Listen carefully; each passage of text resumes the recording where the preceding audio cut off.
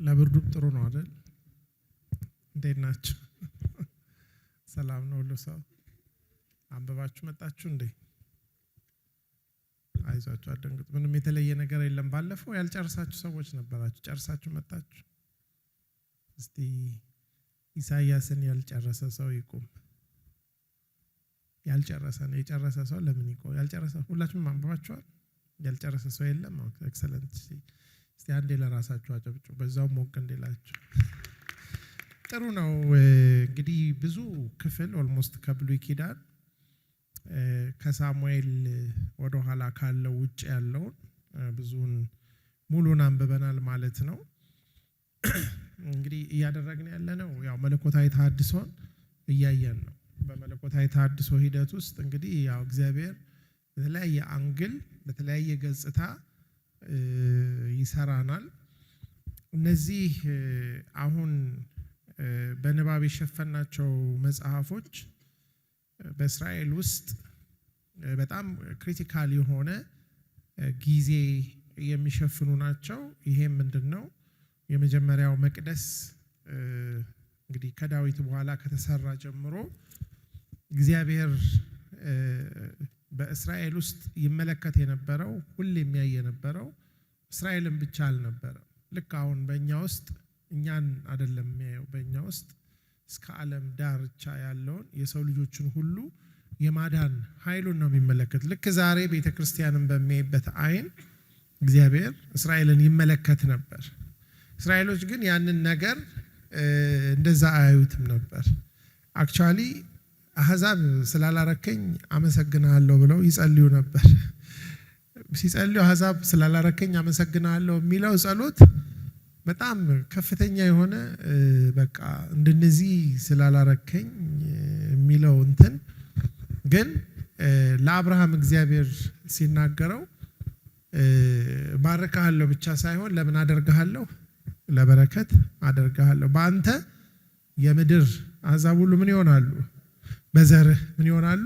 ስለዚህ እግዚአብሔር አብርሃምን ነጥሎ ሲጠራው እንደምታውቁት የባቢሎንን ግንብ ሰርተው ካመጹ በኋላ እግዚአብሔር የሰዎች ልጆች ሁሉ በምድር ላይ ከበተነው በኋላ ሐዋርያት ሥራ ላይ እንደሚናገረው ሰዎችን ሁሉ ተዋቸው፣ ፈልገው ያገኙት እንደሆነ እንደፈለጉ እንዲሆኑ፣ አሁን ግን ያ ዘመን በቅቷል ይላል የሐዋርያት ሥራ ጸሐፊ። ስለዚህ ከዛ ከምዕራፍ 11 በኋላ የምንመለከተው ምዕራፍ 12 ላይ እግዚአብሔር አብርሃምን ሲጠራ ነው። እንግዲህ አሁን ዛሬ የምናጠናቸው ነቢያትም ይሁኑ የተለያዩ መጽሐፍት ከዛ ከአብርሃም የወጡ ናቸው። ልክኛ ዛሬ እንደ ቤተክርስቲያንነታችን እግዚአብሔር እንደምናስቸግረው የሱ ቢግ ፒክቸር ዋና ዓላማ ወዴት እየሄደ እንዳለ ሰማይና ምድርን የማደስ ሂደቱ ለኛ አልታይ እንደሚለን ለነሱም እስራኤልነታቸው በጣም አይታያቸውም ነበር። አንዳንድ ጊዜ ከአካባቢያቸው ሰዎች እግዚአብሔር ያንን ምድር ነጥቆ ከሰጣቸው አሕዛብ የከፋ ነገር ያደርጉ ነበር። ስለዚህ እግዚአብሔር አንዳንዴ በጣም ጨክኖ እንዲቀጣቸው ኦልሞስት ለመጥፋት ሁሉ ጫፍ ላይ የሚደርሱበት ጊዜ ነበር። ደግሞ ደህና ሲሆኑ ደግሞ በራሳቸው የተሞሉ ከራሳቸው ውጪ የማያዩ ሰዎች ይሆኑ ነበር። የእግዚአብሔር ዓላማው ግን እስራኤል የምትባል ትንሽዬ መንግስት አቋቁሞ በቃ እግዚአብሔር የነሱ ኬተረር ወይንም ደግሞ የነሱ ፍላጎት አሟይ ሆኖ በጣም በቃ ዩኒክ እና የተለዩ ህዝቦች ሆነው አንድ ሚድል ኢስት ያለች ትንሽ ርስት እግዚአብሔር አፍሪካዎችን ያህል ኤዥያዎችን ያህል አሜሪካ፣ ዩሮፕ ሁሉንም ሰዎችን ሁሉ የሚያድን የእግዚአብሔር ጸጋ ምን ሆኗል ነው የሚለው ማለት ነው። እሱ በክርስቶስ ክርስቶስ ደግሞ ከአብርሃም የሚመጣ ዘር የተባለው እሱ ነው። ስለዚህ ይሄ እይታ አልነበራቸው። አንዱ ዓላማ ቢስ ያደረጋቸው የተሰጣቸውን ርስትና የተሰጣቸውን በረከትና የተሰጣቸውን ስፔሻል ቦታ እንዲስቱ ያደርጋቸው የነበረው ዋይ ይሄ ሁሉ የተደረገው ለምንድን ነው የሚለው። ቤተክርስቲያን ሁሉ ጊዜ ተልእኮዋን ስትስት ከውስጥ መበላሸት ትጀምራለች። ቤተክርስቲያን ሁሉ ጊዜም የእግዚአብሔርን መገኘት ከፍ የሚያደርገው ቤተክርስቲያን በተልእኮ ላይ ስትቀመጥ። ቤተክርስቲያን ተልእኮ አላት እና እስራኤሎች ከዚህ ጋር ተቀራራቢ ተልእኮ ያላቸው ሰዎች ናቸው። የሆነ ሆኖ ግን በምርኮ ለ70 ዓመት የይሁዳ የደቡቡ ሌሎቹ ደግሞ በአሶር አማካኝነት አገራቸውን አጥተው ቢበተኑ የእግዚአብሔር ዓላማ ግን አሁንም አልተቀየረም። በዛም ውስጥ እንኳን ምድሩን ኮምፕሊትሊ ከምድራቸው ላይ ተሰደው በነበረበት ጊዜ እግዚአብሔር ይከታተላቸው ነበር። ዓላማውን ለመፈጸም ይከታተላቸው ነበር። ስለዚህ ነው እዚህ የነገስታቱ ዘመንና ከዛ በኋላ ባለው ከምርኮና ከምርኮ በኋላ ባሉት አመታት ኢቭን ከምርኮ ከተመለሱም በኋላ ባለው በሁለቱ ኪዳኖች በብሉይና በአዲስ ኪዳን ወይንም ደግሞ በሚልኪያስና በማቴዎስ እንደማለት ነው መሃል ባሉት 400 ዝምታ በሚባሉ አመታት ውስጥ እንኳን እግዚአብሔር ዓላማውን መፈጸም ምን አላረገም አላቆመም። አክቹአሊ በ400 አመታት ውስጥ የተፈጸመው ነገር አስገራሚ ነው። ግሪክና የግሪክ ቋንቋ በጣም በከፍተኛ ደረጃ የተስፋፋበትና የዓለም ቋንቋ የሆነበት እንግዲህ መጽሐፍ ቅዱስ በተለይ አዲስ ኪዳን የተጻፈው በግሪክ ነው። በዛ ጊዜ ውስጥ ነው ግሪኮች ዓለምን በአንድ አይነት አስተሳሰብ ውስጥ እና በአንድ አይነት ቋንቋ ውስጥ ይቀርጹ የነበረው ኢንክሉዲንግ እስራኤልን ጨምሮ።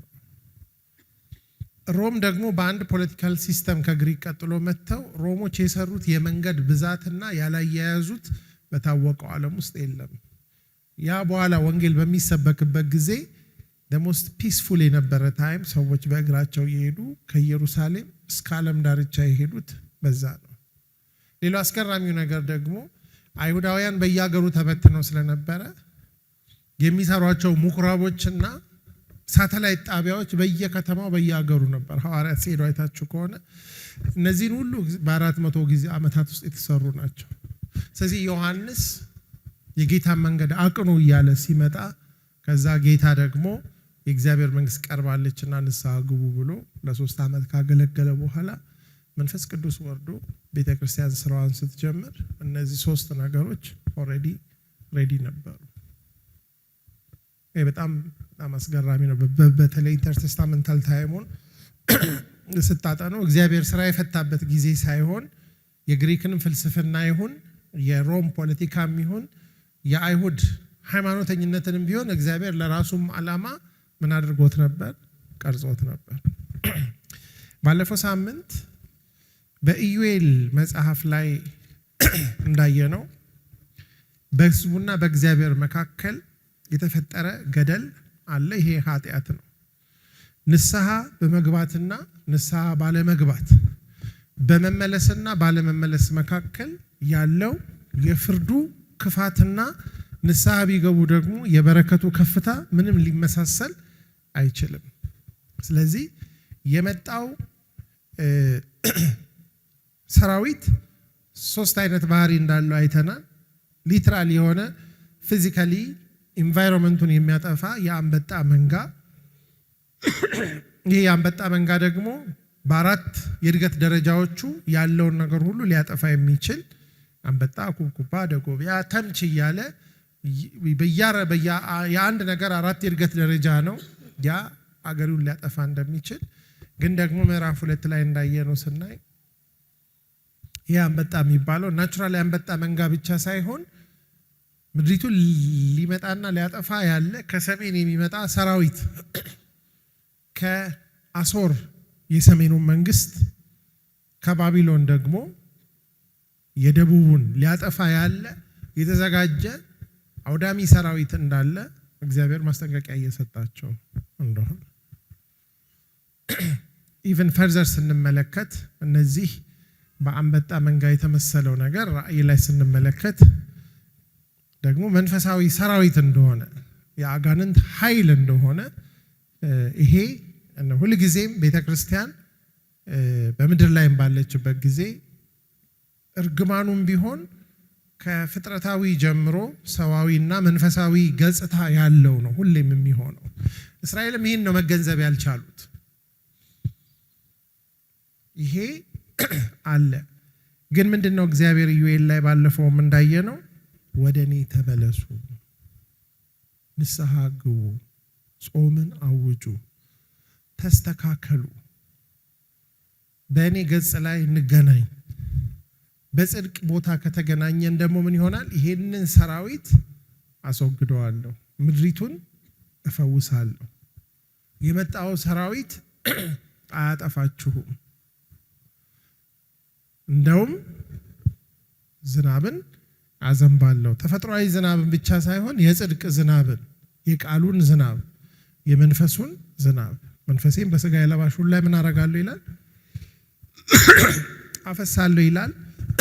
ስለዚህ ይሄ ኢዩኤል ላይ የምንመለከተው እግዚአብሔር በእስራኤል ላይ ሲሪየስ እንደሆነ፣ እስራኤልን በተመለከተ ባለው ነገር እግዚአብሔር ለመፍረድም ለመማርም ለመባረክም ለመርገምም በሩ ክፍት ነው። ይሄ ዘዳግም ላይም የተቀመጠላቸው ነገር ነው። ትዝ ካላችሁ እናንተ የምትገቡባት ምድር እንደ ግብጽ አይደለችም፣ በመስኖ የምትጠጣ አይደለችም። ከሰማይ ምንድነው? ዝናብን የምትጠጣ ናት። እግዚአብሔር አይኑን ገልጦ የሚመለከታት ናት። እግዚአብሔር ርስቴ የሚላት ናት።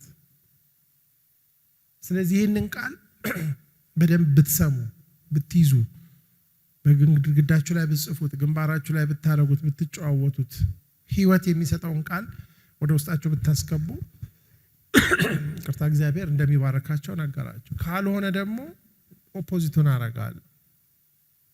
ይሄ እግዚአብሔር በቤተ ክርስቲያንም ላይ የሚቀየረው ነገር አይደለም። እግዚአብሔር ምን ያህል ጨካኝ እንደሆነ በኃጢአት ጉዳይ ላይ የምትመለከቱት ልጁን በመስቀል ላይ ደሙን አፍስሶ እንዲሰቀል ፊቱን ማዞር የሚችል አምላክ ማለት ጨክኖ አድርጎታል። ማለት እሱ ላይ ከጨከነ ኃጢአተኛ ላይ አይጨክንም ብላችሁ እንዳታስቡ። በሌላ በኩል ደግሞ ለኃጢአተኛ ያለውን ፍቅር ደግሞ ስትመለከቱ የከፈለውን ዋጋ ሁለት ነገር በአንድ ጊዜ፣ ለኃጢአት ያለውን ጥላቻና ለኃጢአተኛ ያለውን ምን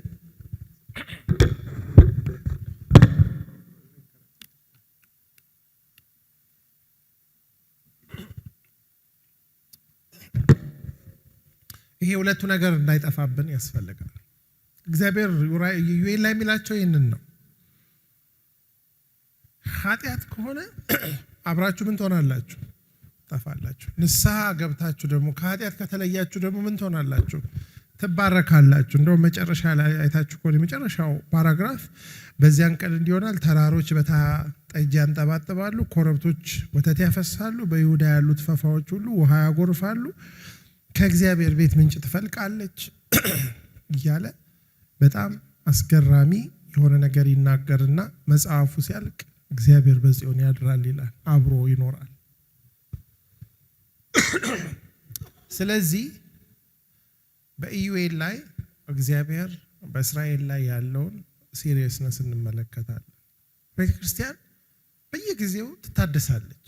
እንግዲህ ቤተክርስቲያን ከተጀመረ ጀምሮ የእግዚአብሔር እድሳት ከመጀመሪያይቱ ቤተክርስቲያን ከፈርስት ሴንቸሪ ጀምሮ እግዚአብሔር በየዘመናቱ ቤተክርስቲያንን ያድሳል።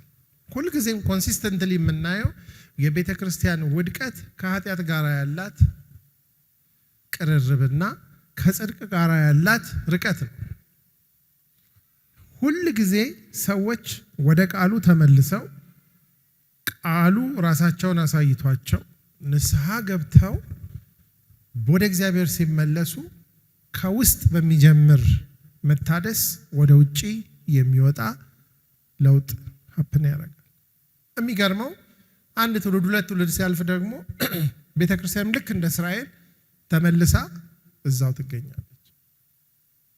ምናልባት የዛሬ 40 ዓመት 50 ዓመት የነበረችው ቤተክርስቲያን የተነሳችበት መነሳሳት ብዙ ዋጋ እየተከፈለ የተሰራውን ስራ ስናይ በሀገራችንም በአሁኑ ጊዜ ያለችው ቤተክርስቲያን ደግሞ ሌላ ተሐድሶ ያስፈልጋታል።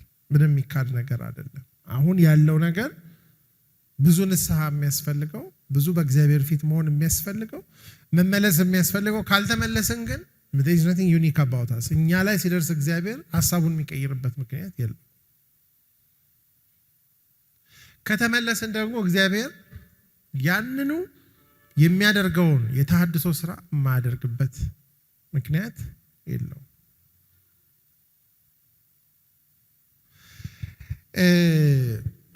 ዛሬ ሚዛን እንዲኖረው እንድንመለከት የምፈልገው የኛ መታደስ፣ የኛ መመለስ፣ የኛ መነሳሳትና መነቃቃት ለኛ አይደለም። በዋናነት እግዚአብሔር እኛን ካደሰን በኋላ በዙሪያችን በአካባቢያችን እስከ ምድር ዳርቻ ደግሞ የሚሰራው ስራ አለ። ይሄ ለእስራኤሎች ይሄን ለመመልከት በጣም ከብዷቸው ነበር። ስለዚህ ዛሬ ከኢዩኤል በኋላ የመጣ ነቢይ፣ ነገር ግን እግዚአብሔር ይሄንን ኢንተረስቱን እንዳይረሱት እንዲገነዘቡት በማለት መጽሐፍ ቅዱሳችን ውስጥ መቀመጡ በጣም የሚገርም። እግዚአብሔር እንደውም እስራኤልን ለማዳን የሄደበትን መንገድ እኛ እናውቃለን። በምንድነው በግብጾች ላይ ያደረገውን እስራኤልን ለማዳን እግዚአብሔር ሙሴን በማስነሳት ትልቅ ነገር አድርጓል። ነገር ግን ዮናስ የሚባለው ነቢይ ደግሞ ሲመጣ ስንመለከተው ከነበረበት ዘመን ጀምሮ እግዚአብሔር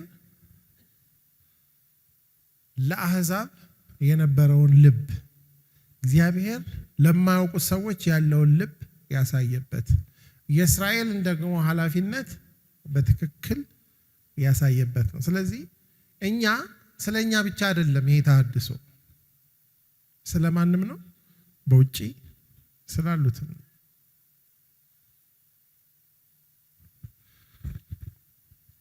መቼም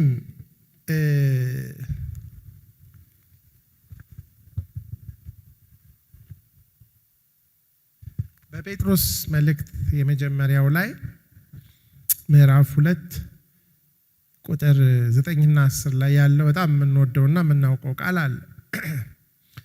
እናንተ ግን ከጨለማ ወደሚደነቅ ብርሃን የጠራችሁን የእርሱን በጎነት እንድትነግሩ የተመረጠ ትውልድ፣ የንጉሥ ካህን፣ ቅዱስ ሕዝብ፣ ለርስቱ የተለየ ወገን ናችሁ።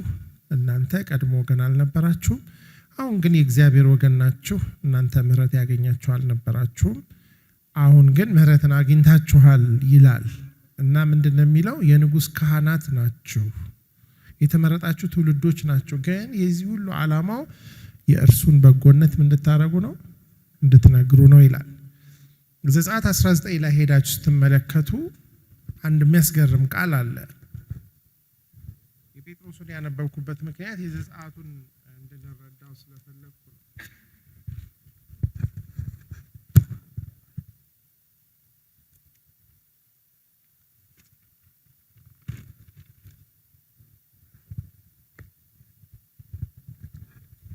ቁጥር 5 እና ቁጥር 6 ላይ አሁንም ቃሌን በእውነት ብትሰሙ ኪዳኔን ብትጠብቁ ምድር ሁሉ የእኔ ናትና ከአሕዛብ ሁሉ የተመረጠ ርስት ትሆኑልኛላችሁ፣ እናንተም የካህናት መንግስት የተቀደሰም ሕዝብ ትሆኑልኛላችሁ። ለእስራኤልም ልጆች የምነግራቸው ቃል ይሄ ነው። ኤግዛክትሊ ቤተ ክርስቲያን በአዲስ ኪዳን የሆነችውን ለእነሱ ምንድነው የሚላቸው? የካህናት መንግስት። እናንተ ሁሉም አዘኔሽን ካህን ማለት በእግዚአብሔርና በሰው መሃል፣ በሌሎቹ ኔሽኖችና በእግዚአብሔር መሃል የክህነት ኃላፊነት ያለባቸው መንግስት ነው። አዘኔሽን እግዚአብሔር የካህናት መንግስት እንዲሆኑ ለርስቱ የተመረጠ ትውልድ እና ምድር ሁሉ የማን ስለሆነ? የኔ ስለሆነ እግዚአብሔር ይሄንን ኃላፊነት ሰጥቷቸዋል። ይሄንን የምንረዳው ነገር እንግዲህ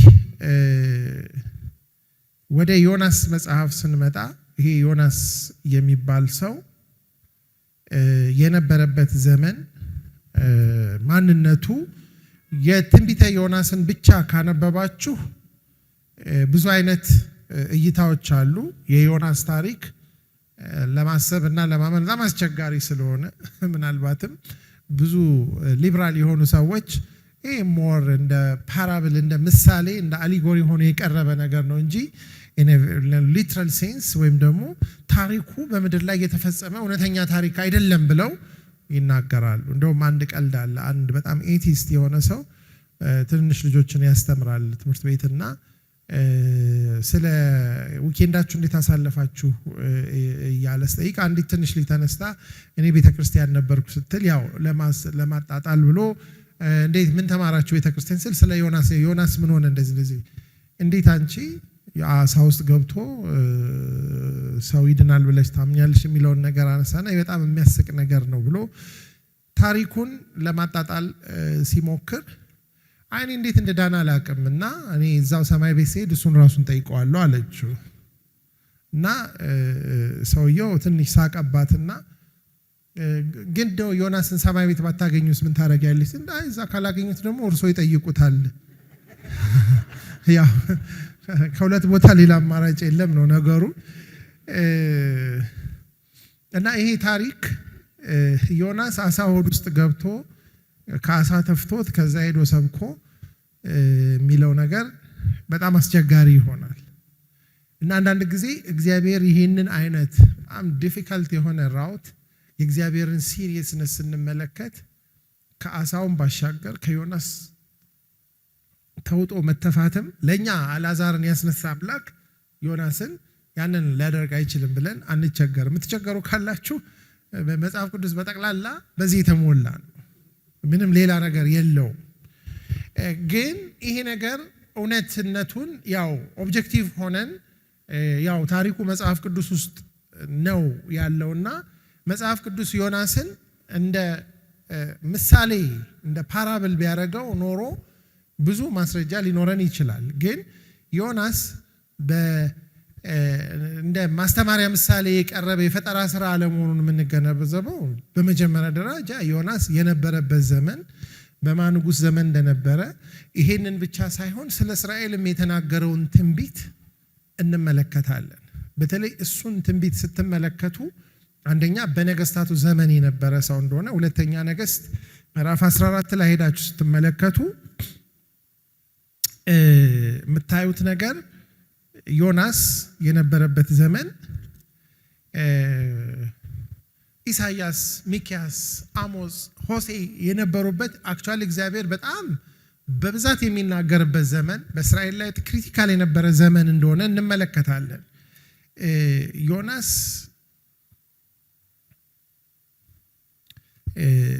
በዚህ ምዕራፍ 14 ላይ ስትመለከቱ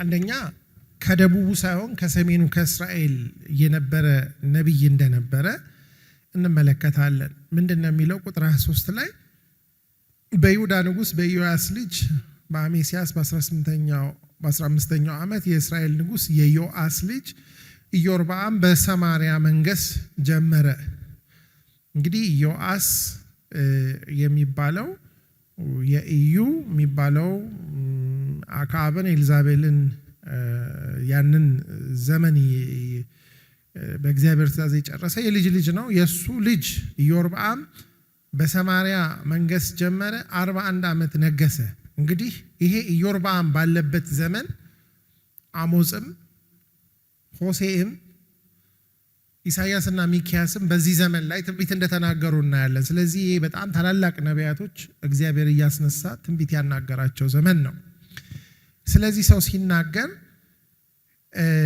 ይሄ ሰው ኢዮርብዓም የሚባለው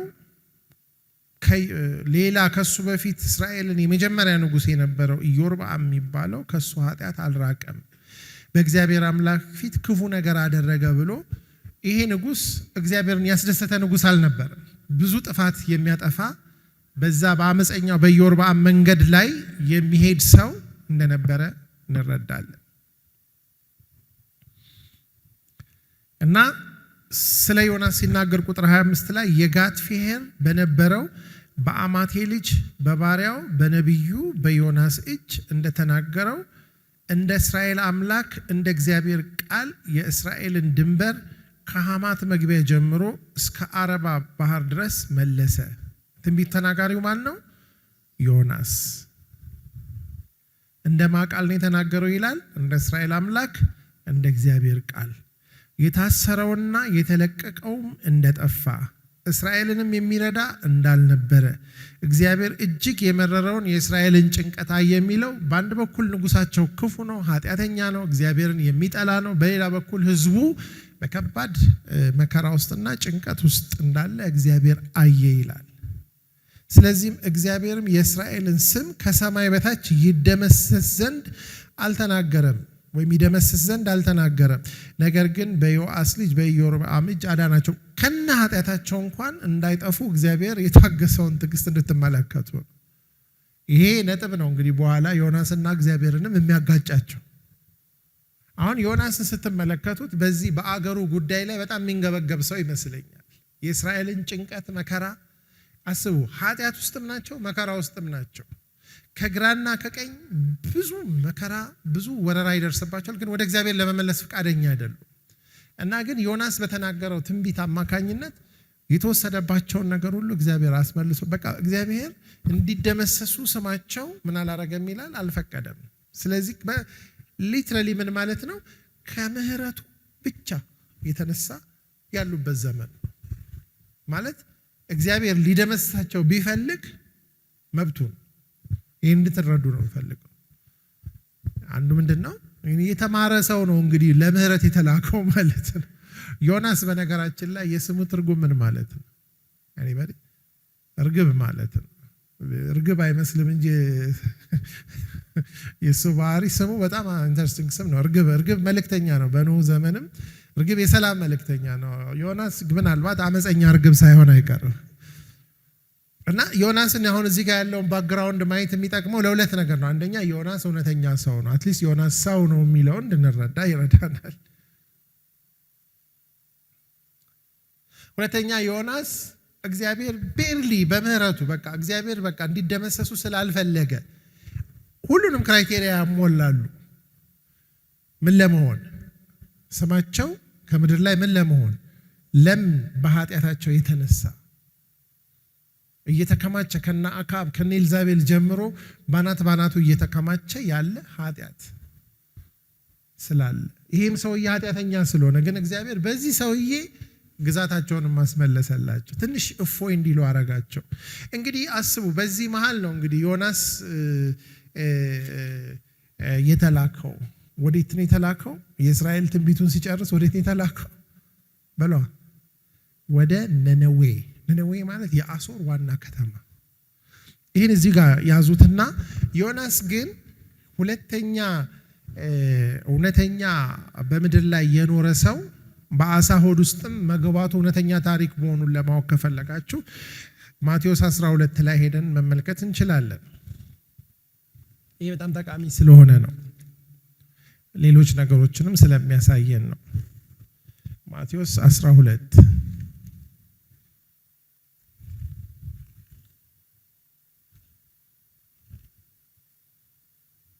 ቁጥር ከ39 እስከ 41 ምን ይላል?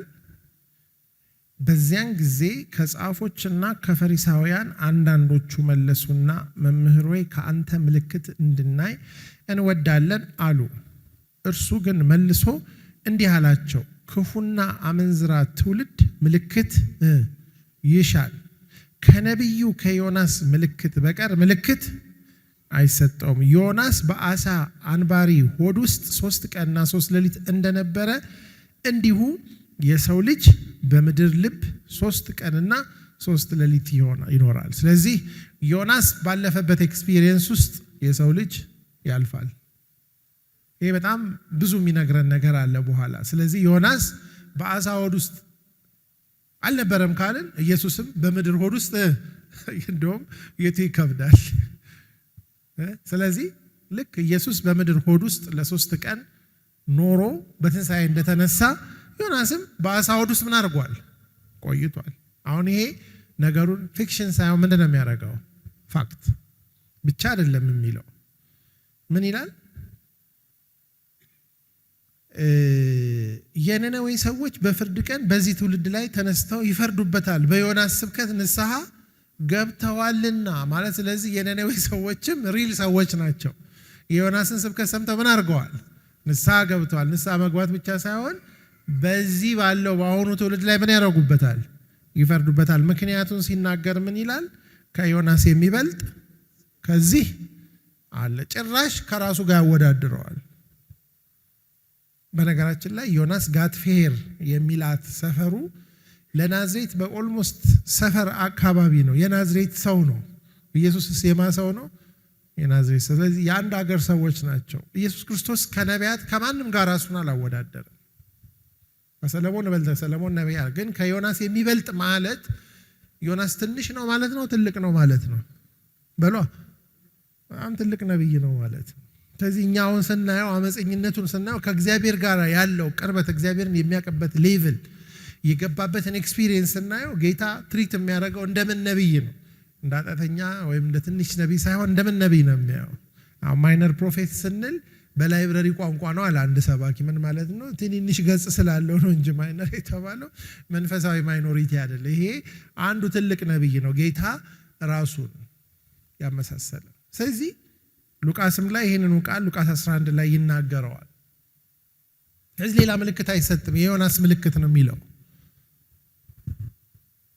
ከዮናስ የሚበልጥ በዚህ አለ ይለዋል። ስለዚህ እንድትመለከቱ የምፈልገው ዮናስን ጌታ እግዚአብሔር የፈለገው የክርስቶስ ፕሮቶታይፕ ሆኖ ለዚህ ለኃጢአተኛ በቃ ሞት ለተፈረደበት ሊገለበጥ ለተወሰነባት ለነነዌ ምን እንዲያደርግ ነው? እሱ የእግዚአብሔርን ምሕረት እንዲሰብክ። ምክንያቱም እስራኤልንም ያተረፈው ማን ነው? የእግዚአብሔር ምሕረት ነው እንጂ ስማቸው ምን ሊያደርግ ይችል ነበር ይላል? ሊደመሰስ ይችል ነበር። ምንም የሚያመጻድ አሁን ለምሳሌ እኛ ደጅ ካሉት ሰዎች የተለየን አይደለንም። ምንም የሚያመጻድቀን የእግዚአብሔር ጸጋ ባይሆን ፍርዱ በእኛ ሊብስ ይችላል። እውነት ነው ውሸት ነው? ሁሉ ሰው ሊመካ የሚገባው በምንድን ነው? እሱ በእግዚአብሔር ጸጋ ነው አይደል እንዴ? ጳውሎስ በምን መካለው ይላል? በጸጋው አይደል እንዴ? ከጸጋ ውጪ ምን አለን እኛ? አክቹአሊ እኛ የባስን ኃጢአተኞች ነን። ይሄ ሊጠፋብን አይገባም። እስራኤልን ያዳነው ያ ጸጋ ነነዌን ሊያድን አይችልም እንዴ? ይችላል። ግን ፖለቲከኛ ስትሆኑ ግን አያድን። ዮናስ አሁን ምን መሰላችሁ? ሁለት ነገሮች አሉ። አንደኛ አሶራውያን በዛን ጊዜ እየተስፋፉ ወርልድ ፓወር እየሆኑ ያሉበት ጊዜና ነምበር 1 ትሬት ወይም ደግሞ የእስራኤል የህልውና አደጋ ነነዌ አሶራውያን እንደሆነ ያውቃል። አክቹአሊ ከተወሰኑ ዓመታት በኋላ እስራኤልን ሰሜኑን አፈናቅለው ከምድሩ የሚያስወጣው ማን ነው? በሏ አሶር ነው። ያውቁታል። እነኚህ ሰዎች ይህን ነገር ያደርጋሉ። እና አንዳንድ ታሪክ የሚያጠኑ ሰዎች እንደሚናገሩት በዓለም ላይ ከነበሩ 5 ጨካካኝ በቃ የመጨረሻ በጭከና ከሚታወቁ ኢምፓየሮች አንዱ እነሱ ነው። ይወስዱና የማረኩትን ሰው ምን ያደርጋሉ? እንጨት ያሹሉና ይተክሉና እዛ ላይ ይሰኳቸዋል በህይወት እያላቸው። ስለዚህ ተሰቃይታ። ስለዚህ አሶሮች ሊመጡ ነው ከተባለ የማይፈራ የለም። ጨካኞች ናቸው። በኋላ ዮናስ ሲሰብክ ሰምታችሁ ከሆነ የአሶር ንጉሥ እኮ ያውቃሉ ክፋታቸውን። እያንዳንዱ ሰው ከክፋቱ ይመለስ፣ እጁ ላይ ያለውንም ግፍ ግፈኞ እንደ ህዝብ ግፈኞች ናቸው ማለት ሊትራሊ ክፉና ግፈኛ ሰዎች ናቸው። እግዚአብሔር ዮናስን ምን አለው? የእግዚአብሔር ቃል ወደ አማቴ ልጅ ወደ ዮናስ ምን አረገ ይላል? መጣ። ወደዚህ እርግብ መልእክተኛ ምን መጣ? የእግዚአብሔር ቃል መጣ።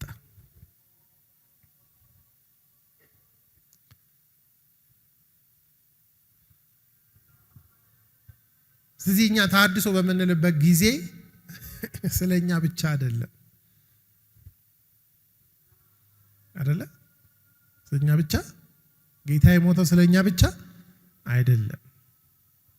እኛን ያዳነ ጸጋ የሚያድናቸው ሌሎች አሉ። እኛ ያልተደመሰስ ነው ከምን የተነሳ ነው? ኤርሚያስ እንደሚለው ያልጠፋ ነው በሏ ከምህረቱ የተነሳ። ስለዚህ ቃል ሲመጣ ምንድነው የሚለው? ተነስተህ ወደዚያች ወደ ታላቂቱ ከተማ ወደ ነነዌ ሂድ፣ ክፋታቸው ወደፊቴ ወጥቷልና በእርሷ ላይ ስበክ። እና ይሄ ለዮናስ የማይችለው ስራ አይደለም። ከዚህ በፊትም ያልሰራው ስራ አይደለም። ለኃጢአተኞች ሰብኳል። ኦልሞስት ሊጠፉ የነበሩት በእስራኤላውያን ላይ ትንቢት ተናግሮ አክቹአሊ በምህረቱ እንዲተርፉ አድርጓል። ስለዚህ እግዚአብሔር ኃጢአተኞች እንደሚምር ያውቃል። ግን ምንድነው የሚለው? ዮናስ ግን ከእግዚአብሔር ፊት ወደ ተርሴስ ይኮበልል ዘንድ ምን አረገ ይላል? ተነሳ፣ ወደ ኢዮጴም ወረደ፣ ወደ ተርሴስም የምታልፍ መርከብ አገኘ። ከእግዚአብሔር ፊት ኮብልሎ ከእነርሱ ጋር ወደ ተርሴስ ይሄድ ዘንድ ዋጋ ሰጥቶ ወደ እርሷ ምን አረገ? የትራንስፖርቱን ዋጋ የከፈለው ማን ነው? ዮናስ። የራሱ ጉዞ ነው። ተርሴስ ማለት የት ነው? ስፔን ነው።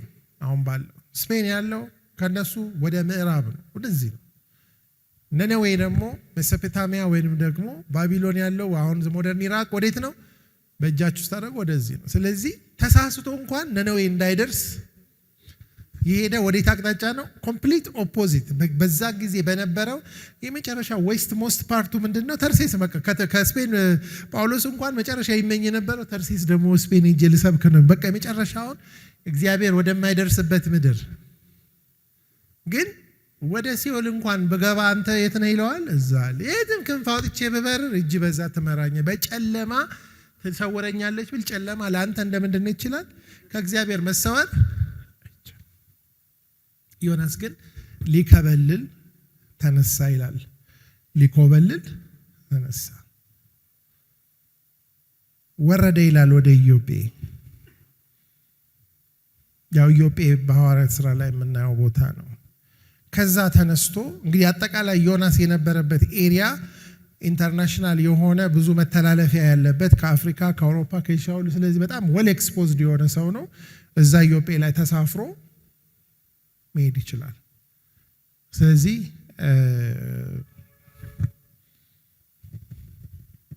ወደ ነነዌ መሄድ ስለማይችል ነነዌ ወዴት እንደሆነ ስለማያውቅ ነነዌዎች ደግሞ ይገሉኛል ብሎ ስለፈራ እንዳይመስላችሁ።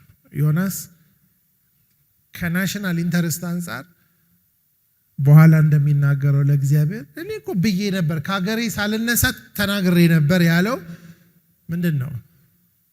ስለምትምራቸው ማሪ መሆንን ስላወቅኩን የሸሸሁት። እና ሰውየው እንደማይፈራ የምታውቁት ወረድ ብላችሁ ሰው እግዚአብሔር ምን አደረገ ይላል? እግዚአብሔር በባህሩ ላይ ታላቅ ነፋስን አመጣ፣ በባህርም ላይ ታላቅ ማዕበል ሆነ፣ መርከቢቱ ልትሰበር ቀረበች። መርከበኞቹ ፈሩ። ማን ነው የፈራው?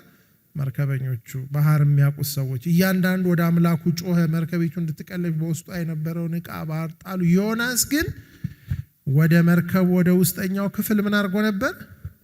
ወርዶ ነበር። ቅድም ወደ ኢዮጴ ምን አድርጎ ነበር? ወርዶ ነበር። አሁን ደግሞ ወደ መርከቢቱ ወደ ውስጠኛው እየወረደ ነው። እንግዲህ የት ጋር ይሆን የሚቆመው?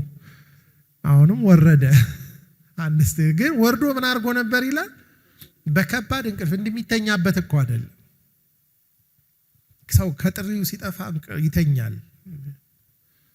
ግን አውቆ የተኛ የሚባል እንቅልፍ ደግሞ አለ። ለጥ ብሏል። ያ ሁሉ ሰው እንግዲህ መርከበኞቹ ፈሩ ይላል። የአምላካቸውን ስም እየጮሁ ከዛ የመርከቡ አለቃ ወደ እርሱ ቀርቦ ምን ነው ተኝታል? እንዳንጠፋ የአምላክህ ያስበን እንደሆነ ተነስተ አምላክህን ጥራ፣ እርስ በርሳቸውም ይህ ክፉ ነገር በማን ምክንያት እንዳገኘን እናውቅ ዘንድ እንውጣ እንጣጣል ተባባሉ። ዕጣ ተጣለ። ዕጣው ማን ላይ ወደቀ? ማዕበል መነሳቱም ተአምር ነው። ዕጣውም ዮናስ ላይ መውደቁ ተአምር። ይህ ክፉ ነገር በማን ምክንያት እንዳገኘ እባክህ ንገረን። ስራ ምንድን ነው? ከወዴት መጣ? አገርስ ወዴት ነው? ወይስ ከማን ወገን ነህ አሉት። እርሱም እኔ ዕብራዊ ነኝ። መጀመሪያ የሚጠራው ምኑን ነው? ባህሩን፣ ይሄ የሚናወጠውን የብሱን ጥሎ የመጣውን የፈጠረውን የሰማይን አምላክ ምን አደርጋለሁ? አመልካለሁ። እንዴ ሰውዬ ያመልካል እንዴ? ማንነቱን አልጠፋበትም። አመልካለሁ አላቸው። እና እነዚያ ሰዎች ይሄ አሁን ከጠራው አምላክ ፊት ከእግዚአብሔር ፊት እንደኮበለለ እርሱ ስለነገራቸው አውቀዋልና እጅግ ፈርተው ያረከው ምንድነው? ከእንደዚህ አይነት አምላክ ፊት ይሸሻል ወይ አሉት። ባህሩን ሞገዱም አጥብቆ ያናውጠው ነበርና ባህሩ ከኛ ዘንድ ጸጥ እንዲል ምን እናድርግብህ አሉት።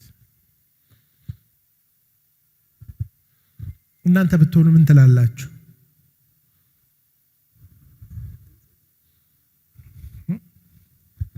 ንሳሉ እንደምንም ቀዝፈን ወደ ባህር ዳር አውርዱኝና ከዛ ቀረው መንገድ በእግሬ ሄዳለሁ። እሱ ግን ምንድነው ያላቸው? ይህ ማዕበል በእኔ ምክንያት እንዳገኛቸው አውቃለሁ፣ አንስታችሁ ወደ ባህር ጣሉኝ፣ ባህሩም ጸጥ ይልላችኋል አላቸው። ማለት ምን ማለት? አንደኛ የሆነውን ነገር ሁሉ መንፈሳዊ ነገር የጠፋበት ያውቀዋል። እሱ ብቻ አይደለም፣ ፈሪ አይደለም ዮናስ። ስለዚህ ወደ ነነዌ ይገሉኛል ብሎ እንዳልፈራ የምታውቁት ባህር ውስጥ ጣሉኝ ሲል ምንም እንደንተን አይደለም። አክቹአሊ ሰውዬ ነነዌዎች ድነው የኛን ሀገር ከሚወሩ እኔ ባህር ውስጥ ተጥዬ ብሞት ይሻል። ያንዳንድ ሰው የሀገር ፍቅሩ ከመለኮት ፍቅሩ በጣም የበለጠ ነው። ብዙ አይነት እንደዚህ አይነት ከእግዚአብሔር ጋራ ኮንፍሊክትድ እንድንሆን የሚያደርጉን የእግዚአብሔርን መልእክት እንዳንቀበል የሚያደርጉን ነገር። ምክንያቱም ጠላትነቱ አይሎበት ነበር። ሰዎቹ ግን ወደ ምድር ሊመለሱ አጥብቀው ቀዘፉ። ዳሩ ግን ባህሩ እጅግ አጥብቆ ይናወጥባቸው ነበርና አልቻሉም። ሊትራሊ የእግዚአብሔር እጅ ላያቸው ላይ ነበር። ይሄ እንግዲህ የምታዩት አንደኛ እግዚአብሔር ኃጢአተኛውን ለመማር ያለው ለኃጢአተኛው ያለውን ፍቅር ነው የሚያሳየው። ይሄ ሰውዬ ካልሰበከ እነዚህ ሰዎች ምን አያደርጉም? አይድኑም።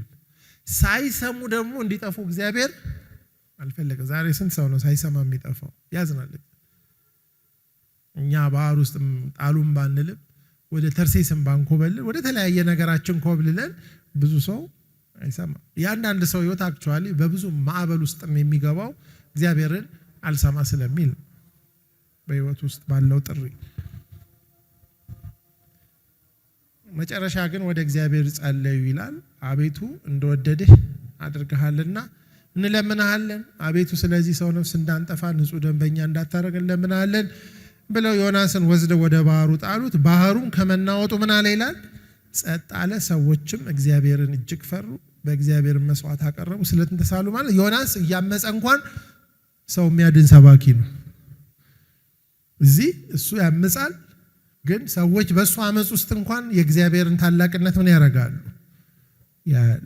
ስለዚህ እነዚህ ሰዎች አመኑ። ይሄ እኮ ሚራክል ነው። የነሱ ማመን ምንድን ነው? ሚራክል ነው። የባህሩ መነሳትና ጸጥ ማለት ምንድን ነው? ሚራክል ነው። ስለዚህ እግዚአብሔር አንድ ኔሽን ለማዳን ባህሩን አናወጠው። ስለዚህ ዮናስ ወደዚህ ገባ። ምዕራፍ 2 ላይ ስታየው እግዚአብሔር ዮናስን የሚውጥ ታላቅ አሳ አሰናዳ። ዮናስም 3 ቀንና 3 ሌሊት በአሳ ሆድ ውስጥ ነበረ። ዮናስም በአሳ ሆድ ውስጥ ሆኖ ወደ አምላኩ ወደ እግዚአብሔር ምን አደረገ ይላል? ጸለየ። ስንት ቀን ነው የነበረው? 3 ቀን። በኋላ ስታየው አንድ ቀን ሰብኮ ነው የጨረሰው። የአንድ ቀን ስራ ቢሰራ ይሻለው ነበር። ስለዚህ ሲሄድ በጀልባ ቢሄድም ሲመለስ እግዚአብሔር ያዘጋጀለት ትራንስፖርት በጣም አስቸጋሪ ነው። በምንድን ነው? በአሳ ሆድ ውስጥ እና ዮናስ እዚህ አሳ ሆድ ውስጥ 3 ቀንና 3 ሌሊት ቆይቷል። በአሳ ሆድ ውስጥ ነበረ የሚለው የሰው ልጅም በምድር ሆድ ውስጥ የነበረው ኃጢአተኞችን ምን ለማድረግ ነው? ለማዳን ነው።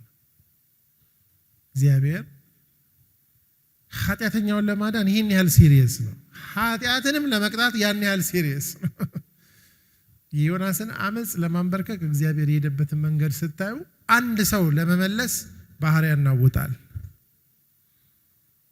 አይደል? በጣም እኮ የሚገርም ነው። ባህሩን እግዚአብሔር ነው ያናወጠው ጸጥ እስኪል ድረስ።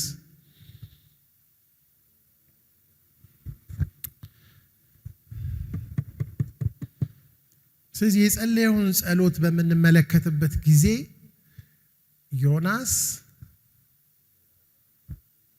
አሳ ሆድ ውስጥ ሆኖ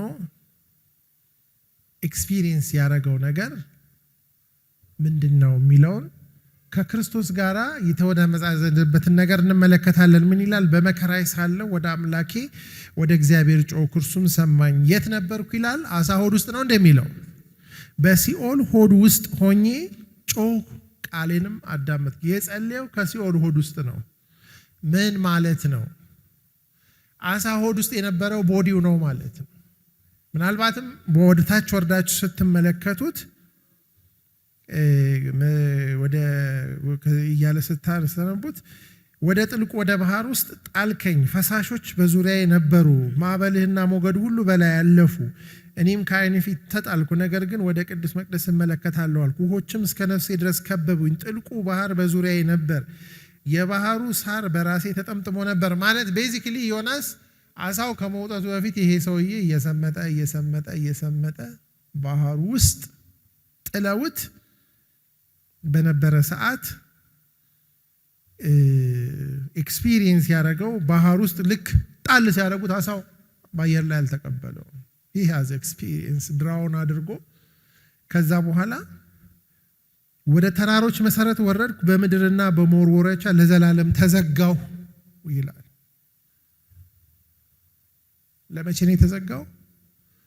ለዘላለም። የሚመስለው እግዚአብሔር የዮናስ ቦዲ እንዳይጠፋ በአሳ ሆድ ውስጥ ካስቀመጠ በኋላ ልክ የክርስቶስ ቦዲ በመቃብር ውስጥ እንደተቀመጠ የዮናስ ነፍስ ግን በሲኦል ውስጥ ያለውን አሰቃቂ ነገር ምን እያደረገች ነበር? እየተለማመደች። በሲኦል ሆድ ውስጥ ሆኜ ወደ አንተ ጮኽኩ። ስለዚህ ይህ ሰውዬ ለ3 ቀን በሰው ስጋው ሞቷል ነፍሱ። ስለዚህ እግዚአብሔር እነኚህ ሰዎች ቢሞቱ የሚገቡበትን ቦታ እስኪ እየው ብሎ ያስገባው ይመስላል። ሰው በዘላለም ተዘጋሁ ማለት ምን ማለት ነው ታውቃላችሁ? በምድርና በመወርወሪያዎች ለዘላለም ማለት ሲኦልስ መግባት እሳቱ ምናምኑ እንዳይመስላችሁ። በቃ ከእግዚአብሔር ተነጥሎ ለዘላለም መዘጋቱ is the hopelessness is the worst thing። ምንም ሆፕ የለም።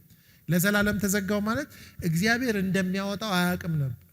እግዚአብሔር እስኪምረው ድረስ ለነኚህ ሰዎች በሲኦል ውስጥ መጣል በፍርድ ውስጥ መግባት ማለት ምን እንደሆነ ዮናስ እዛ ውስጥ ገብቶ ነው። ስለዚህ ነው ጌታ ልክ ዮናስ አሳ ሆድ ውስጥ ሆኖ እንደቆየ የሰው ልጅ ደግሞ በምድር ሆድ ውስጥ ይቆያል። አንዳንዱ ታዲያ ከሞት እንዴት ጸልይ እንዴ? ነፍስ እኮ አይሞትም። በሲኦል ውስጥ ሆኜ ነው ጮኩ የሚለው አይደል እንዴ? አይደለም የሚለው በሲኦል ሆድ ውስጥ ሆኜ ጮኩ ቃሌንም ኢሳይያስ ላይ ሲኦል ሆዷን ምን አረገች ይላል? አሰፋች ይላል። የሚጠፉ ሰዎች ሲበዙ ሲኦል ሆዷን ምን ታረጋለች? ታሰፋለች። ራእይ ላይ ደግሞ ሲኦልና ሞትም በውስጣቸው ያሉትን ሙታን ምን አረጉ ይላል? ሰጡ። ከዛ በኋላ እነሱ ራሳቸው ወደ እሳት ባህር ምን ሆኑ ይላል? ስለዚህ ሲኦል የሰዎችን ነፍስ የሚከማቹበት ስፍራ ነው። ስለዚህ ይሄ ሰውዬ እግዚአብሔር መሐሪነቱን እንዲረዳ አልሰብክም ያለውን ነገር እሱ አለመስበክ ኮንሲኩዌንሱን ፐርሰናሊ እንዲረዳ እግዚአብሔር አደረገው። እና ብዙ ሰዎች አሳ ሆድ ውስጥ ሆኖ ትንንሽ አሳ እየበላ የቆየ ይመስላቸው።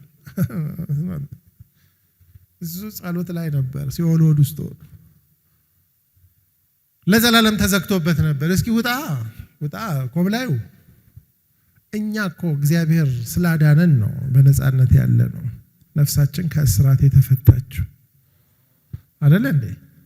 ስለዚህ እግዚአብሔር የጸጋ ሰባኪነትን እንዲረዳ ስለፈለገ እግዚአብሔር ጸጋ ከሰው ላይ ቢነሳ ያለውን ጥፋት ደግሞ እንዲረዳ አደረገው። ስለዚህ ምን ይላል? አንተ ግን አቤቱ አምላኬ ምንድነው የሚለው? ሕይወቴን ከየት አወጣህ ይላል? ከጉድጓዱ ምን አደረክ? አወጣ። ነፍሴ በዛለችብኝ ጊዜ እግዚአብሔርን አሰብኩት። ጸሎቴም ወደ አንተ ወደ ቅዱስ መግቢያ ገባች። ከንቱነትና ሐሰትን የሚጠብቁ ምህረታቸውን ትተዋል። እኔ ግን በምስጋና ቃል ምን አረግልሃለሁ? ሰዋልሃለሁ። የተሳልኩትን ምን አረጋለሁ? እከፍላለሁ ብሎ የመጨረሻው ስቴትመንት የሚገርም ነው። እቺ ስቴትመንት ስትገባው አሳውም ሊይዘው አልቻለም። ደህንነት በሏ፣ ስጮክ ብላችሁ በሉ። ምን? ሁሉንም አንድ ላይ ደህንነት ከእግዚአብሔር ነው። በቃ ሄልፕለስ ምንም እኛ እኮ አሁን እንትን ይሆን ይመስለናል እንጂ ትንሽ ጉንፋን እኛን እኮ ፍሬም ሊያረገን ይችላል። እውነታው ውሸት ነው። እኛ እኮ እንደምናስበው አይደለም። ህይወታችንም ያዕቆብ እንደሚጠይቀው ነው። ህይወታችሁ ምንድን ነው? አሁን ታይቶ እንደሚጠፋ ምን ማለት ነው? እንፋሎቱ እያለ ካልሰራችሁበት ከትንሽ ጊዜ በኋላ እንፋሎት ይኑር አይኑርም እኛ እኮ ምናልባት ከተወሰነ ጊዜ በኋላ አላውቅም። እያንዳንዳችሁ በተለይ የለንም። አልሰማችሁም እንዴ? ብዙ ሰዎች ትላንት አሉ ዛሬ በሏ። ከኛ እኮ የተለዩ ስለሆኑ አይደለም። ስለዚህ ዮናስ በጥልቀት የገባው ነገር ምንድነው? ደህንነት ከእግዚአብሔር ዘንድ። ሰው ከእግዚአብሔር እጅ ኮብልሎ ሊያመልጥ አይችልም። እዚህ እግዚአብሔር እስራኤልን ሲያድስ ቅድም እንዳየነው በምህረቱ ነው። ስማቸው እንዳይደመሰስ ያደረገው በቃ ጭንቀታቸውን አይቶ ኃጢአት እየሰሩ በኃጢአታቸው በቃ ሊጠፉ ሊደመሰሱ ሲል እግዚአብሔር ምን አረገ ይላል? በዮናስ ልኮ ትንሽ እፎይ እንዲሉ አረጋቸው። የትንፋሽ ጊዜ ሰጣቸው። በነገራችን ላይ አልገባቸውም እንጂ ይሄ መልእክት ለነሱ የእረፍትና የትንፋሽ ጊዜውን እግዚአብሔር ማስረዘም ስለፈለገ ነው። ምክንያቱም እነዚህ ሰዎች ለሚቀጥለው ከዚህ ንስሐ ከገቡ በኋላ እንደምናየው በኋላ ለሚቀጥለው 50 60 70 ዓመት ወደ እስራኤል ተመልሰው አልመጡም። በንስሐ ውስጥ ያ ትውልድ እስኪያልፍ ድረስ እስራኤሎች አሶሮች አልመጡባቸው። ምን ማለት ነው? ይሄ ራሱ የነዚህ ሰዎች መዳን ራሱ ለእስራኤሎች ምንድነው? የምህረቱ ፓርት ነው። እግዚአብሔር አሶሮች እንዳያጠፏቸው አሶሮችን በንስሐ አቆየላቸው። ንስሐ ባይገቡ ያጠፋላቸዋል፣ ንስሐ ቢገቡ ደግሞ ያሳርፋቸዋል። አይዘር ወይ የአሶሮች ንስሐ መግባት የነነዌ ንስሐ መግባት አንደኛ ተጠቃሚ ማን ነው? በሏ እስራኤል። ዮናስ የታየው ጠፍተው ማረፍ ነው። እግዚአብሔር ግን አጥፍቶ ሳይሆን አድኖ ማሳረፍም ያውቃል።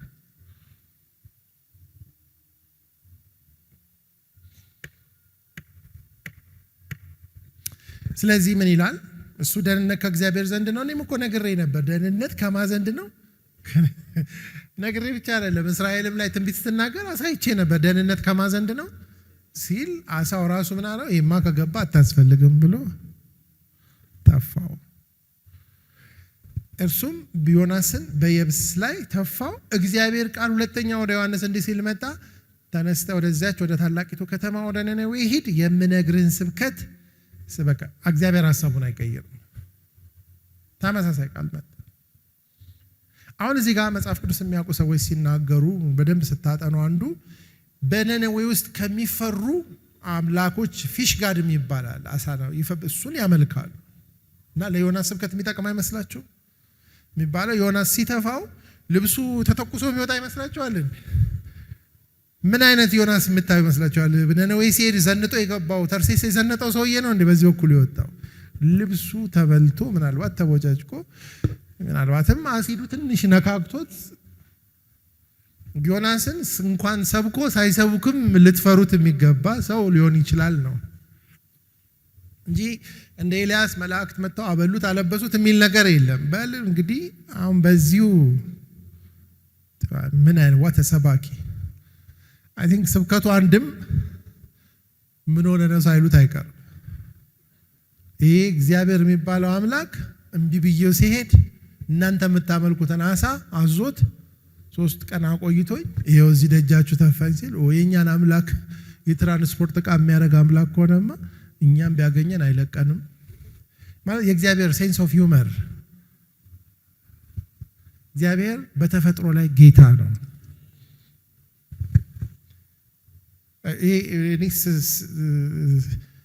ይሄን የአሳ አምላክ የሚያመልኩ ሰዎች እግዚአብሔር ደግሞ አሳውን ተጠቅሞ ዮናስን አምጥቶ ይሄው ስበክ። ዮናስ ነነዌ የ3 ቀን መንገድ ያህል እጅግ ታላቅ ነበር። ዮናስ አንድ ቀን ነው ሄዶ አንድ ቀን ገባ። የሰበከውም ስብከት ብዙ እንትን አይደለም። ነነዌ በ3 ቀን ምን ትሆናለች? ትገለበጥ። በጣም አስፈሪ ስብከት ነው። ይሄን እየሰበከ በጣም የሚገርመው ነው። የነነዌ ሰዎች እግዚአብሔርን ምን አረጉ? አመኑ። ለጾም አዋጅ ነገሩ። ከታላቁ ጀምሮ እስከ ታናሹ ድረስ ማቅ ለበሱ። ወሬውም ወደ ነነዌ ሰዎች ደረሰ፣ ወደ ነነዌ ንጉሥ ደረሰ። እርሱም ከዙፋኑ ተነስቶ መጎናጸፊያውን አወለቀ፣ ማቅም ለበሰ፣ በአመድም ላይ ተቀመጠ፣ አዋጅ አስነገረ። በነነዌ ውስጥም የንጉሱንና የመኳንንቱን ትእዛዝ አሳወጀ። እንዲህም አለ፣ ሰዎችና እንስሶች፣ ላሞችና በጎች አንዳች አይቅመሱ፣ አይሰማሩ፣ ውሃ አይጠጡ። ሰዎችና እንስሶች በማቅ ይከደኑ፣ ወደ እግዚአብሔር በብርቱ ይጩሁ። ሰዎችም ሁሉ ከክፉ መንገዳቸው ስሙ በደንብ ሰዎች ከምን ከክፉ መንገዳቸው በእጃቸው ካለው ምን ግፍ ይመለሱ፣ እኛ እንዳንጠፋ እግዚአብሔር ተመልሶ ይጸጸት እንደሆነ ከጽኑ ቁጣውም ይመለስ እንደሆነ ማን ያውቃል ማለት ባለፈው ሳምንትና ኢዩኤል ላይ ያን የመሰለ ትንቢት እየተነገረ እነሱ አስቸጋሪ ናቸው። ዮናስ ለእስራኤሎች ይህን መልእክቱን ሲናገር ንስሐ ገቡ አይልም። በክፋታቸው እግዚአብሔር በቃ ስማቸው እንዳይደመሰስ በቃ እነኚህ ሰዎች እነኚህ ግን በአንድ ቀን ስብከት the whole nation ምን አረጉ ይላል። ይሄን እኮ እስራኤል ቢያደርጉ እግዚአብሔር እንዴት ይመለስ ነበር። አንዳንድ ጊዜ የሚያስፈራው የኛ ንስሐ ለመግባት በውጭ ካሉት በጣም አስቸጋሪ ነው። ክርስቲያኖችን ንስሐ ማስገባት ከባድ ነው። እውነት ነው ውሸት ነው? እኛ ጋር የተሰበከው ስብከት ደጅ ተሰብኮ ቢሆን በጣም ብዙ ሰው ገና ድሮ ጌታን አውቆ ይመለስ ነበር። እውነቴን ነው የምነግራችሁ።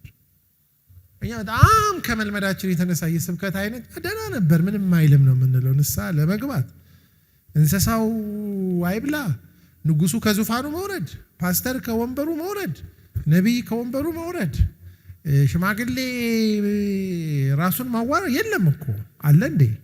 የለም። እኛ እኮ እግዚአብሔር ልክ እንደ እስራኤሎች ከሚደመሰሱ ይቆዩ ብሎ ያቆየን ሰዎች ነን። ሸቴ እንዳይመ እውነት ነው። ይሄ እኛ ውስጥ እየተሰበከ ያለው ስብከት እኮ ሩቡ ዮናስ እኮ የሰበከው አንድ ቀን ሄድ ብሎ ሰብኮ በአንድ ጊዜ አገሩ ተገለባበጠ። አመኑ ይላል እግዚአብሔር። የሙሴ ሕግ የላቸው ሌላ አምላክ ያላቸው ሰዎች ናቸው። እግዚአብሔር ይርዳል። የንስሐ መንፈስ ይስጠን። ሁላችንም አሳወድ ውስጥ መግባት አለብን። ሁላችንም እግዚአብሔር አጣብቂኝ ውስጥ እየከተተ ያለንን እያሳጣ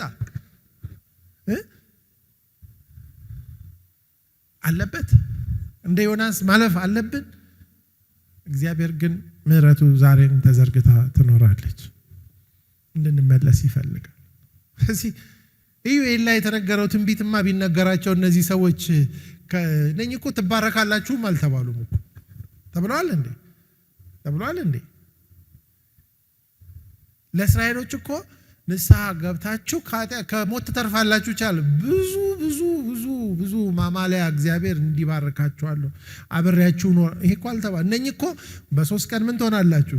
ሌላ ነገር የለም። ዮናስ እኮ በዛ ላይ ደግሞ መስበክም አይፈልግም እኮ ለእስራኤሎች እንደሰበከ የሰበከ ይመስላችኋል እንዴ? ሲያዩትም ደግሞ ለስብከት የተዘጋጀ ሰው አይደለም። ሚዝረብል ከሰበከም በኋላ እኮ ፎሎ አፕ ምናምን ትምህርት አስተማሪ ይላል እንዴ? ጎጆ ሰርቶ ካሁን እግዚአብሔር ያወድማቸዋል ብሎ ማለት ሊትራሊ እግዚአብሔር እንዲመራቸው አልፈለገም። እግዚአብሔር ልባችንን ያለስልስ፣ ተመላሾች ያድርገን። ከዚህ የተነሳ በጣም ብዙ ሰው አለ አሳ ሆድ ውስጥ በሚመስል ሁኔታ ውስጥ ገብቶ የሚፈራገጥ የጤና አሳ ውስጥ ይገባ የብዙ ኢሹ ውስጥ ነን። እግዚአብሔር ከዛ ውስጥ ሁሉ ያወጣን። ደህንነት ከእግዚአብሔር ዘንድ ነው። እግዚአብሔር እኛ ወተን ለሌሎች እንድንተርፍ ይፈልጋል። ከኛ ጋራ እግዚአብሔር መታገል ዮናስን እዛ ሚዝሪ ውስጥ መክተት የእግዚአብሔር ዓላማው አልነበረም። በክብር ሄዶ እንዲሰብክ ነው እግዚአብሔር ይፈልጋል።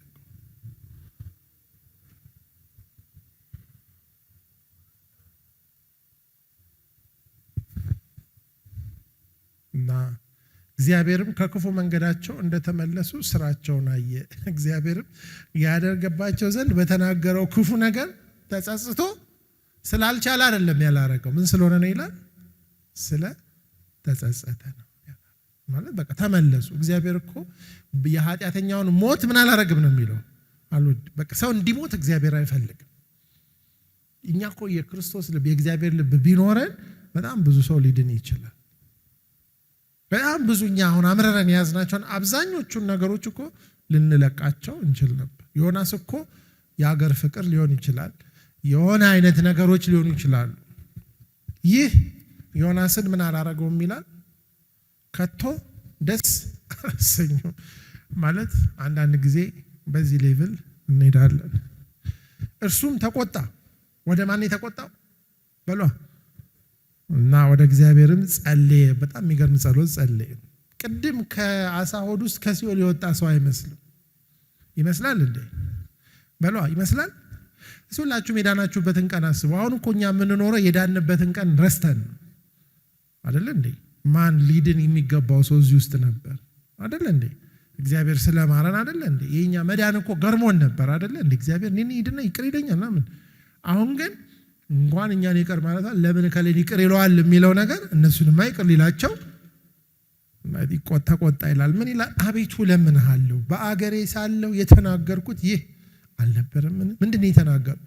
አንተ ቸር ይቅር ባይ ታጋሽ ምሕረት የበዛ ከክፉ ነገር የተነሳ የምትጸጸት አምላክ እንደሆንክ አውቄ ነበር። ስለዚህ ወደ ተርሴስ ለመኮብለል ፈጥኜ ነበር። ምን ማለት ነው?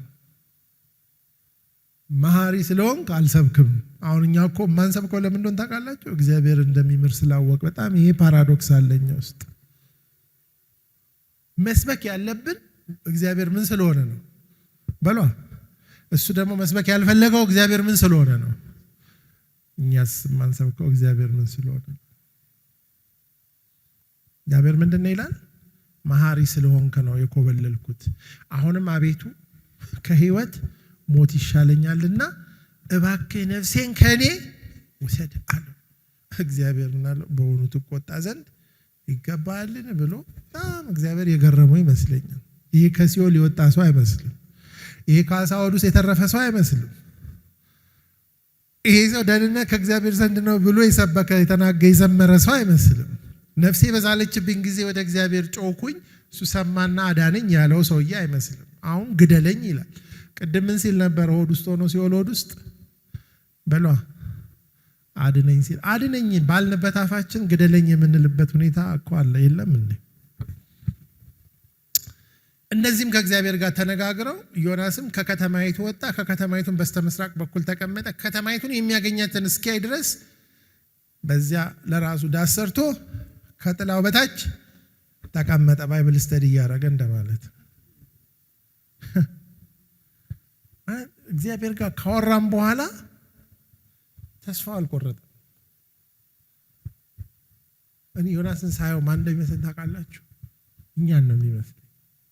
ከኛ ጋር በጣም ይመሳሰላል። በፍጹም ተስፋ አልቆረጠም። ስለዚህ እግዚአብሔር ነነዌን ለማዳን ባህርን አናወጠ፣ ባህርን ጸጥ አደረገ። አይደለ እንዴ? አሳ ነባሪ አዘጋጀ፣ ዮናስን ዋጠው። ትልልቁን ነገር ስለ ነነዌ። ይሄ ሰውዬ ግን በጣም ትንሽ ስለሆነበት እግዚአብሔር ለዮናስ ግን ያዘጋጀው ትንንሽ ነገር ነው። እኔ አንዳንዴ ሳስበው እግዚአብሔር አሁን ደግሞ ቅድም ማዕበል ያዘጋጀ አምላክ ባህር አውሎ ንፋስ ማዘጋጀት አይችልም እንዴ? አሳ ነባሪ ያዘጋጀ አምላክ አንበሳ ማዘጋጀት አይችልም እንዴ? እግዚአብሔር ዮናስን ሲያየው በጣም አይ ቲንክ ያነሰበት ይመስለኛል። እግዚአብሔር በምህረቱ የማይደገፉ ሰዎች ያንሱበታል። ስለዚህ ምን አዘጋጀ? ቅልና ትል ይበቃዋል ሰውዬ ብሎ የእግዚአብሔር ፓራዳይም ሲቀየር። ለዚህ እግዚአብሔር እኮ ከፈለገ አንድን ሰው በአሳ ነባሪና በባህር ማዕበል ብቻ ለኛ እኮ ቅልና ትል እኮ ማናልፍ ሰዎች ነው። ወንት ነው ሸት ነው። ስለዚህ ምን አረገ ይላል? እግዚአብሔርም ምን አዘጋጀ ይላል? ቅል አዘጋጀ። ቅል ማለት ባዶ የሆነ ፍሬ ነው፣ ምንም እንትን የሌለው በቃ ራሱን ደግፎ የማይቆም ነገር ማለት ነው። ከጭንቀቱም ታድነው ዘንድ በራሱ ላይ ጥላ እንድትሆን በዮናስ ላይ ከፍ ከፍ አረጋት። ዮናሲቱም ስለ ቅሊቱ እጅግ ደስ አለ። ማለት ዮናስ ምን ያህል መንፈሳዊነቱ እንደጠፋ የምታውቁት አንድ ቅል በኋላ እግዚአብሔርም እንደሚነግረው በአንድ ቀን ብሎ ጥላ ሲሆን መደንገጥ የለባችሁም እንዴ? ምን ሆኖ ነች እቺ ቅል እንደዚህ ሆነችና ደስ አለው ነው የሚለው። ምናልባትም አይ ቲንክ God is providing this shadow እግዚአብሔር ስራውን ሊጀምር ነው ብሎ አስበው ሊሆን ይችላል። እርግጥም እግዚአብሔር ስራውን ሊጀምር ነው። ከዛ እግዚአብሔር በጠዋት በነጋ ዮናስ ስለ ቅሊቱ ምን አለ ይላል? እጅግ ደስ አለው ይላል። በቃ God is preparing God is my provider ሳይል አይቀርም። በምድረ በዳ ጥላ የሚያዘጋጅ። በሚቀጥለው ቀን ደግሞ በነጋው ግን ወገግ ባለ ጊዜ ምን አዘጋጀ ይላል? እግዚአብሔር ትል አዘጋጀ። ማለት በጣም ትንሽ ነገር። ማን ያዘጋጃት ትሏል? በሏ ያንን አሳ ነባሪውን ያዘጋጀው አምላክ ዛሬ ደግሞ ምን አዘጋጀ? በሏ ትል አዘጋጀ። ትላንትና ማዕበል ያዘጋጀው አምላክ ዛሬ ደግሞ ምን አዘጋጀ? ቅል። ስለዚህ እርሷም ቅሊቱን እስክትደርቅ ድረስ መታቻት። ፀሐይ በወጣች ጊዜ ደግሞ እግዚአብሔር ትኩስ የምስራቅ ነፋስ አዘጋጀ። ምናልባት ዮናስ የጠበቀው ትኩስ ማኪያቶ ሊሆን ይችላል። በዛ ሳጠላው ስር ቁጭ ብሎ ማኪያቶን እየጠጣ እግዚአብሔር ግን ትኩስ ነፋስ ለዮናስ ብቻ የምትሆን ነፋስ እና እቺ ነፋስ ምን አረገችው ይላል? እስኪዝል ድረስ ፀሐይ ራሱን መታው። ለራሱ ሞት ፈለገና ከህይወት ሞት ይሻለኛል አለ። እግዚአብሔር ምን አለው? ቅድም ደህንነት ከእግዚአብሔር ዘንድ ነው ያለው ህይወቴን ከጉድጓድ አወጣህ ያለውን አምላክ ምን አለው? ከህይወት ሞት ይሻለኛል።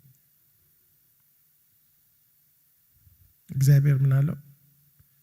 በእውኑ ለዚች ቅል ትቆጣ ዘንድ ይገባሃል ሲለው እስከ ሞት ድረስ ይቆጣ ዘንድ ይገባኛል የሚል ኢንታይትልመንቱን ያቀርባል። እግዚአብሔር ምን ይለዋል? አንተ ትበቅል ዘንድ ላልደከምክባት፣ ላላሳደግካት፣ በአንድ ሌሊት ለበቀለች፣ በአንድ ሌሊት ለደረቀችው ቅል አዝናል። እኔስ ቀኛቸውንና ግራቸውን የማይለዩ ከ120,000 የሚበልጡ ሰዎችና ብዙ እንስሶች ላሉባት ለታላቂቱ ከተማ ምን አላረግም? ለነና አላዝንም። አንተ ለዚህ ለቅል ለማይረባ ነገር ዮናስን ትዝብት ውስጥ ይጣለው አይመስላችሁም? ዛሬ እግዚአብሔር እኛንም ትዝብት ውስጥ ይጣለን። ዛሬ እኛ የሚያስጨንቁን ኬር የምናረግላቸው ነገር እስከ ሞት ድረስ ልቆጣ ይገባኛል የምንለው ከእግዚአብሔር ጋር የምትሟገቱባቸው ነገር እግዚአብሔር ኬር ከሚያረግላቸው ነገሮች ወይም ሰዎች እግዚአብሔር ቤተክርስቲያንን ከጠራበት ዓላማ አንፃር ምንም አይደሉም። ስለዚህ ስለ ተሐድሶ ስናስብ የኛ መሟሟቅና እኛ እዚህ መደሳሰታችን የሆነ አይነት ቤተክርስቲያን ውስጥ መፈጠሩ ምናምን አታስቡ። እግዚአብሔር በደጅ ያሉትን ያስባል። እግዚአብሔር ለሞት የተሰጡትን ሊያድን ያስባል። ክርስቶስ የሞተው በምድር ሆድ ውስጥ ለ3 ቀን የተቀመጠው ለ3 ሌሊት ያን ሁሉ መከራ የተቀበለው ለሚድኑት ነው። ስለዚህ ተሐድሶን ባለፈው ሳምንት እንዳየነው እኛ ተስተካክለን ወደ እግዚአብሔር ከመመለሳችን ቢጀምርም ነገር ግን እግዚአብሔር በዓለም ላይ ሊያድናቸው በዚህ ዘመን በዚህ ትውልድ ሊያተርፋቸው ስላሉ ሰዎች የእግዚአብሔር ልብ ዛሬም ይደማል። እግዚአብሔር ዮናስን እንግዲህ ከዚህ በኋላ ዮናስ ምን እንደሆነ አናውቅም። ነገር ግን ጌታ ምናልባት ከዮናስ ጋር ራሱን ካወዳደረ ከዮናስ የሚበልጥ ነብይ በዚያ አለ ካለ ምናልባት ዮናስ መጨረሻ ላይ የተስተካከለ ይመስለኛል። ፍጻሜው ባያምር ጌታ በዛም አዲስ ኪዳን ላይ የዮናስን ህይወት ጌታ ሲናገር ሳየው ምናልባት ዮናስ ተስተካክሏል ብዬ አስባለሁ። እግዚአብሔር ዛሬ እኛን ይህንን ትውልድ ቤተክርስቲያንን በዚህ ቀን ደግሞ ይህንን ቃል የሰማነውን ደግሞ ወደርሱ ይመልሰን። ደህንነት ከእግዚአብሔር ዘንድ ነው። እርሱ በብዙ ነገር ውስጥ አሳልፎ እዚህ አድርሶናል። አሁን ግን ቤተክርስቲያን ለተሐድሶ ወደ ተሐድሶ እየጠራ ነው። እግዚአብሔር ቤተክርስቲያን አድሶ ምድሪቱን ቤተክርስቲያንን ሊያድስባት ትውልዱን በሩቅ ያሉትን ከዚህ ሀገር ውጪ ያሉትን ጎረቤት ሀገር ያሉትን ሁሉ እግዚአብሔር የሚጠራበት ጥሪ ያለው። ስለዚህ ተሐድሶ ስለኛ ብቻ አይደለም። እግዚአብሔር ሰዎችን ሊያድን ይችላል። ደህንነት ከእግዚአብሔር ዘንድ ነው።